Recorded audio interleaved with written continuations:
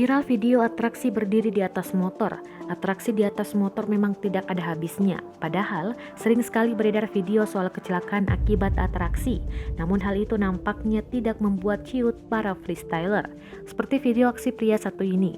Video atraksi ini diunggah lewat akun Instagram @faktaindo.